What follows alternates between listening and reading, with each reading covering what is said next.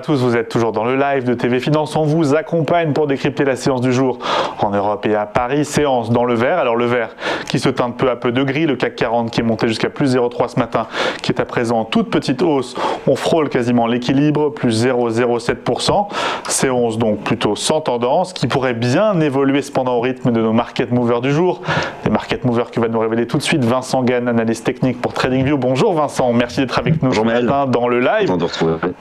Et des movers que vous avez identifiés pour nos spectateurs internautes fidèles de l'émission et surtout du site www.tvfmedia.fr. Ce matin, vous proposez de commencer avec une valeur. Cette valeur, c'est Valneva, forte hausse hier à la Bourse de Paris. Et je crois des discussions en cours avec la Commission, avec l'Union européenne. Oui, alors le titre Valneva, la biotech française, une des biotech françaises star de la crise sanitaire. Alors je l'ai choisi effectivement parce qu'hier elle a fait une belle hausse et je trouve que c'est le bon moment de refaire un point justement sur le vaccin qu'elle développe contre la Covid-19. Alors hier, l'actualité c'est la poursuite des discussions avec la Commission européenne, ça serait bien, c'est une chose. Moi je vous propose de faire un point sur bien tout simplement où en est la biotech dans sa capacité à délivrer un vaccin. Donc l'étude pivot, elle en est à sa phase 3. Alors qu'est-ce que c'est la phase 3 ? C'est la toute dernière étape.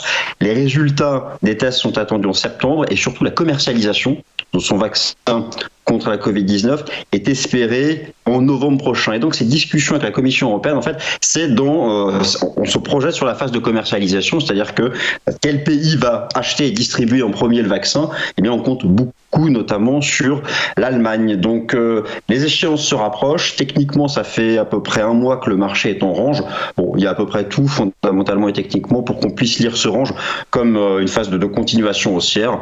Bon, enfin voilà, tous les voyants sont en vert. Ça reste haussier et toujours une bonne opportunité en tendance haussière, alors que les marchés actions sont sur la plupart sur des records historiques et qu'on cherche des bonnes opportunités techniques. Là, il y a un timing.